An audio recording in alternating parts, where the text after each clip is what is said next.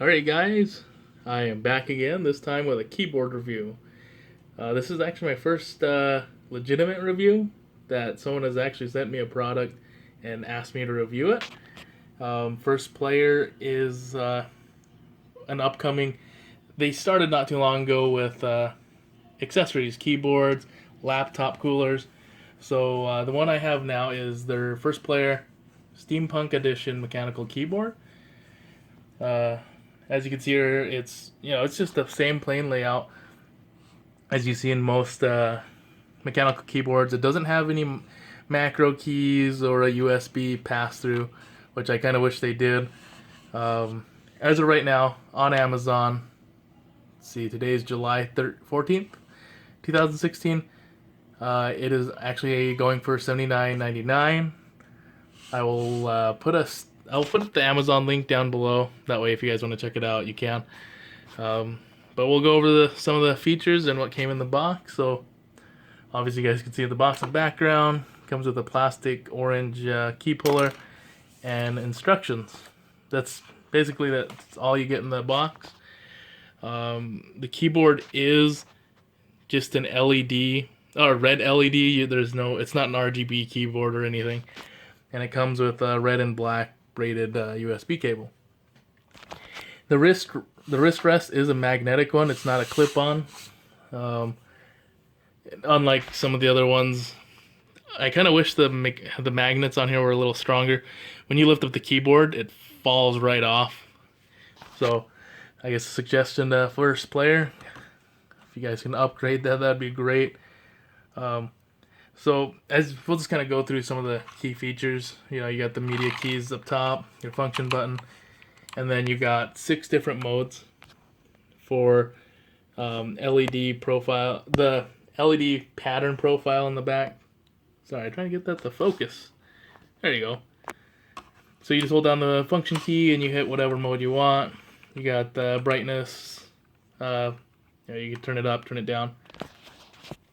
The keyboard that I have specifically is the the blue G switches. This is, like I said, this is 1stplayer's own styled switches. They're not the Cherry MX switches. These are the G switches designed by and developed by 1stplayer. But it sounds exactly the same as all the other switches, mechanical switches you see around. So for quick reference, here is what the blue switches sound like with 1stplayer mechanical keyboards.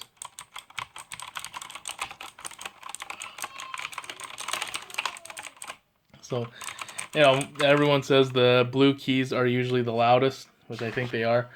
That's the reason I picked this keyboard, was because if you wanted to pick out a different one, they offer browns and blacks. So if you wanted anything quieter than this, the other two options are a lot quieter than the blue switches. Just for reference, I do have a Corsair RGB strafe keyboard with the silent Cherry MX red. So just for reference, this is what Cherry MX red sound like. So yes, they are quiet, but then again, you do pay quite a premium for Corsair products. They're great. I don't need to do a review on that. You guys already know. I'm not gonna try to compare the two because they're different. They're different tiers of keyboards. This is kind of more the entry level type of mechanical keyboard that someone that's just starting to get into gaming would usually want to get. That's sort of in their price range. So I've tested it out on GTA 5 in a couple games. The response time is just like my Corsair one. So just like any keyboard, you get what you pay for in features. The keyboard, to be honest with you guys, no matter what keyboard you guys get, it's not going to make you a better gamer just because you have a $200 keyboard and someone else has a $10 keyboard. That dude with the $10 keyboard is probably some 12-year-old kid that's killing everybody online. So like I said, don't go and blow your money on a $200-300 keyboard hoping that it's going to make you better.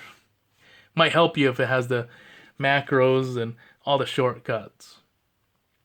But just like I said, just because you have the latest and greatest doesn't make you a better gamer. So, you know, don't go and judge like a cheaper keyboard, thinking that a cheap keyboard is gonna make you play worse. Like I said, you pay for features. Like this doesn't have a pass-through, doesn't have macros, and it is only one LED. So we'll get to it, and I'll actually turn it on, show you guys the startup patterns that it goes through. So we'll get to it.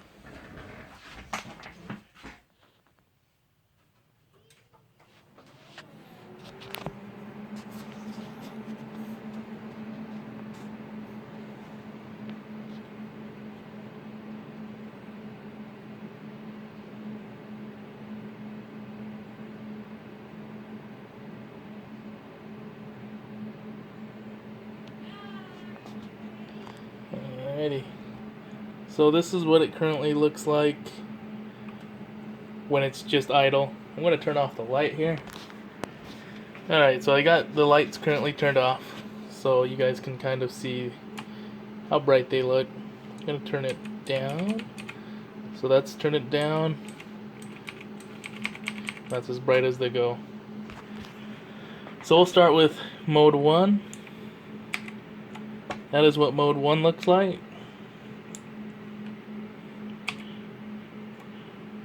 Mode 2, it's the breathing. Pretty sure it does another. Yeah, so this one's just breathing. Mode 3 is the ripple effect.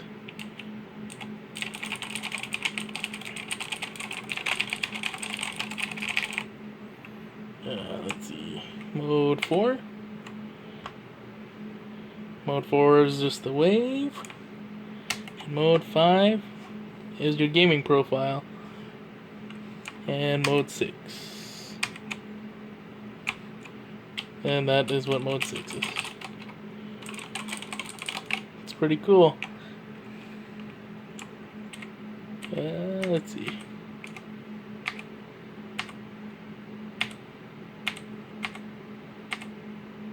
There you go.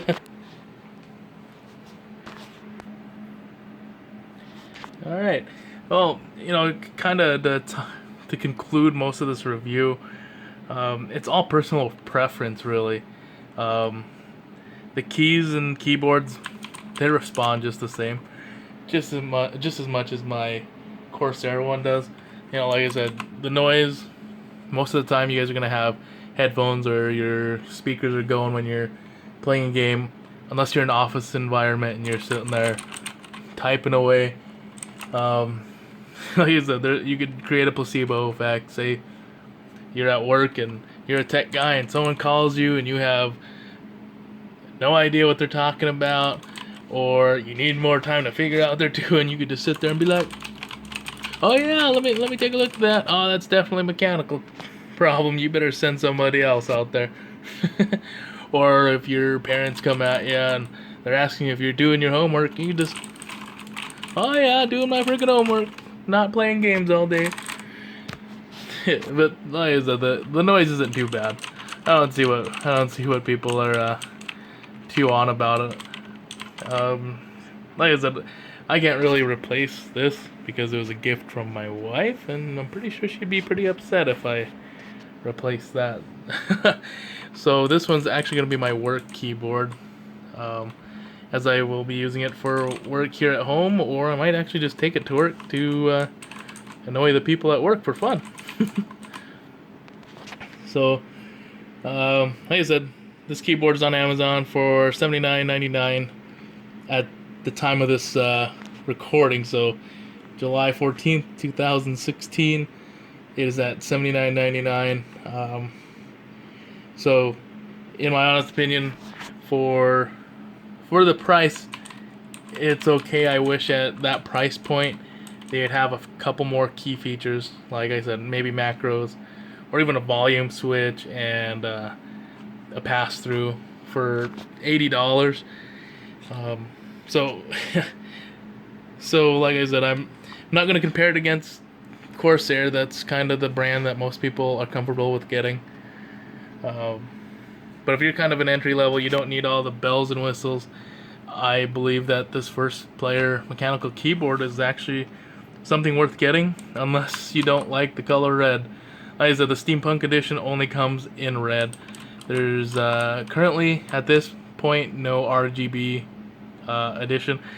The build quality is really good for the price that you pay for it. So don't think that just because it's a little cheaper, it's going to be a cheaper build. It's actually pretty solid. Let me know what you guys think. If you guys want to know more about it, leave me a link. You can always throw a like on my video. Subscribe if you guys want more tech reviews. Like I said, let me know if you guys want to know anything else more about the keyboard, and I could answer your questions the best I could. See you guys in the next one.